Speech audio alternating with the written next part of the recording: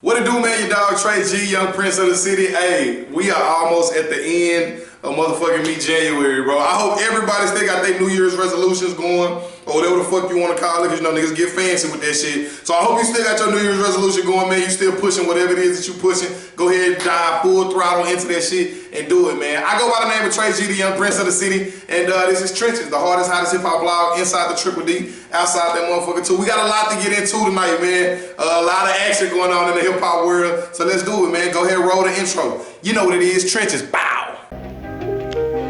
For the record. Get this one thing clear.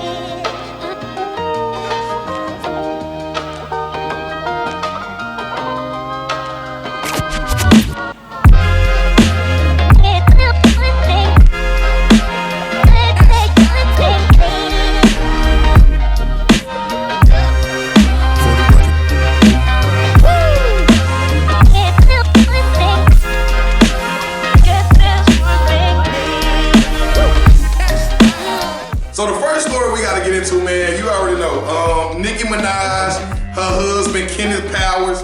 No, that's not her husband name. What the fuck is her husband name? I gave this nigga a name. Kenneth Petty is the nigga name, actually, man. Kenneth Petty, Nicki Minaj's husband, and Meek Mill. They actually had a little run-in at a jewelry store out in California. Now, if you don't know the story, basically what happened was Meek and Nicki used to date. And then they broke up, of course, all in the tabloids and all that shit. And then Kenneth Petty and Nicki got together. They used to be like old friends or some shit like that. And like they got together and started dating. Now they engaged and they got a baby on the way, or they don't have a baby on the way, or they are engaged. I don't know the full story with they shit. It seems like it's a lot of lying going on with their relationship.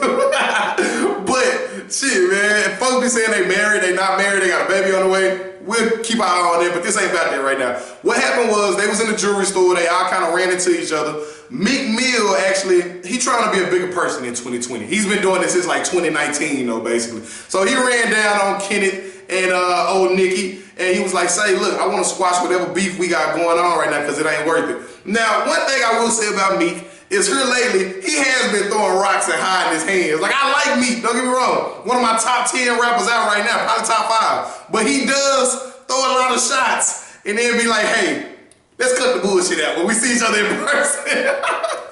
Which I ain't mad at it, bro. You ain't like, you can't throw your life away and be dumb over some shit that we said on the internet or on wax, you know what I'm saying? Like, just fuck the dumb shit, you know what I'm saying, basically. So Meek, you know, he ran up on him and he was like, say, look, y'all, we should just squash the beef and like just be cool with each other and just chill, you know what I'm saying?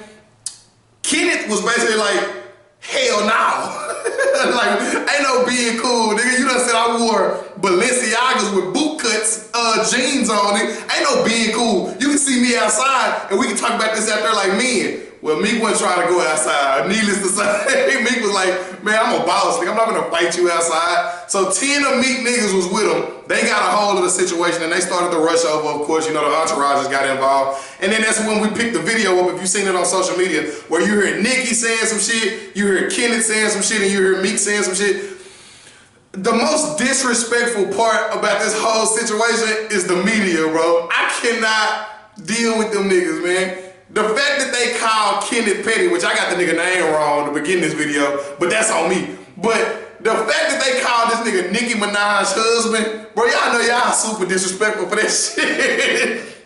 Don't no man want to be referred to as such and such husband. Don't no woman want to be referred to as such and such wife. Like we got our own personal names, my nigga. Y'all can use our shit. Kenneth Power. No, I'm sorry, wait. Kenneth Petty is that nigga name.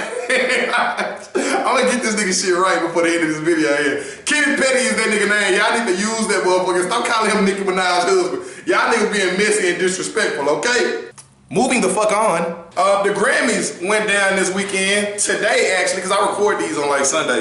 The Grammys went down today, man, and we got a lot to talk about when it comes to Grammy weekend. Not only the Grammys, but Jay-Z Rock Nation Brunch too. But jumping straight into the Grammys first though, Tyler, the Creator, took home the award for Best Rap Album, Best Hip Hop Album, which is cool. I like Igor, as a matter of fact. Of course, Earthquake is one of my favorite songs off that motherfucker. He got a couple other tracks on there I was digging too.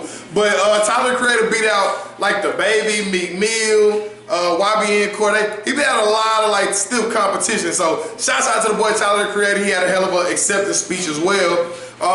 J. Cole and 21 Savage, they took home their first Grammy as well, man. That's real big for the homie J. Cole. I'm super excited for him because he been putting out good projects and good music for a long time. So this really is a long time coming, man. A lot. 21 Savage's song, A Lot. J. Cole's featured on that thing, man. It took home the Grammy for Best Rap Song, which is super big. Shouts out to 21 Savage for getting his first Grammy too. ATL stand-up. Because you know, that motherfucking immigration situation took a lot out of my nigga. I ain't heard from him in a little minute, so this Grammy might kickstart shit back going again, man. Atlanta got him a motherfucking Grammy, nigga. The trap coming soon, you heard me? And then too, man, shouts out to Nipsey Hussle. You know, Nipsey took home his first Grammy ever. I don't know how to say that word, posthumously or something like that. You know what I'm trying to say though. Rowdy Rich, Nipsey Hussle, Hit Boy. Shouts out to Jay White did it too, man. Straight out the Triple D for having a production credit on that thing, man. He took home his first Grammy for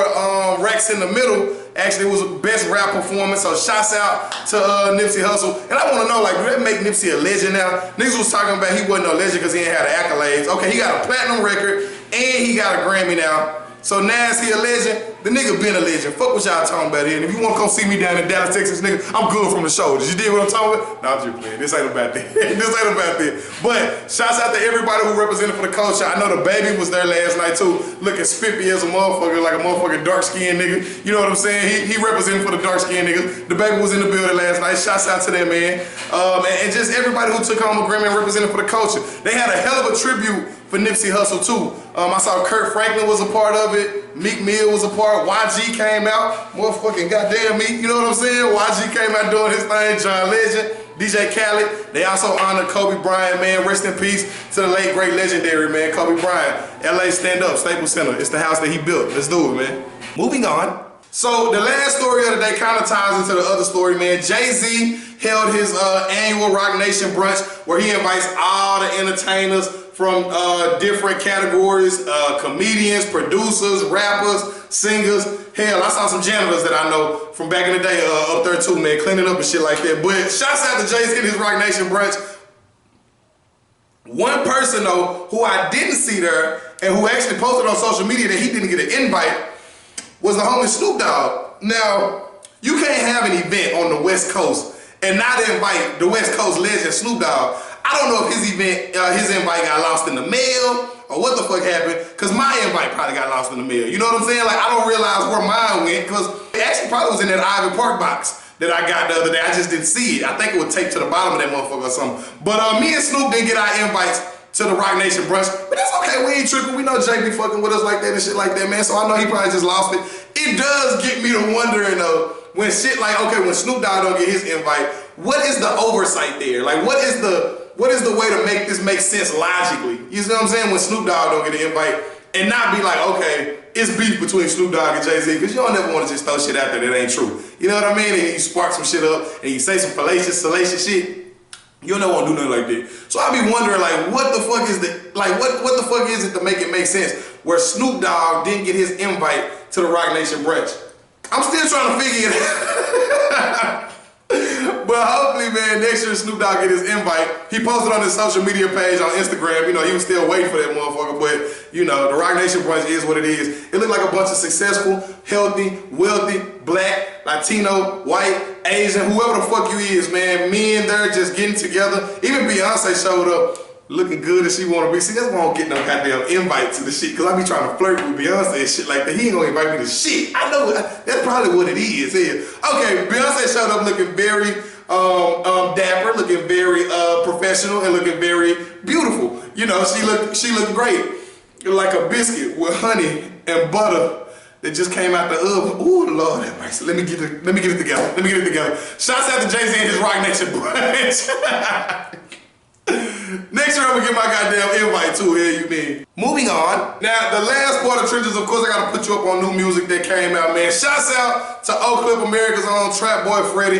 The big trap record, he pushing that now. You know that's been out for a little minute, but he pushing it like a major way. I saw it popped up on my recent releases on Tidal, so that's bigger than big, man. Shouts out to the boy Trap Boy Freddy. Another record you probably want to check out is First and the Third by Lil Marlo. Now, I'm not gonna lie to you, I don't sugarcoat shit here. Lil Marlo verse is pretty much trash on the record, but Future and Lil Baby are also on the record. And if you slice his shit out and you just push their shit together, they should have just kept the first and the third verse off that motherfucker, really, to be honest with you. But shouts out to Lil Marlo for coming up with the idea to put Future and Lil Baby on the track, even though it's not really original. Both them niggas already got plenty of songs together. They all from Atlanta. But shouts out to Lil Marlo for doing his thing, working his move, and getting them two on the track for himself, even though he probably shouldn't have been on his own song. You know what I'm saying, man? He should have got producer credit. That's all I'm saying. Shouts out to Lil Marlo, first and the third. Go check that record out.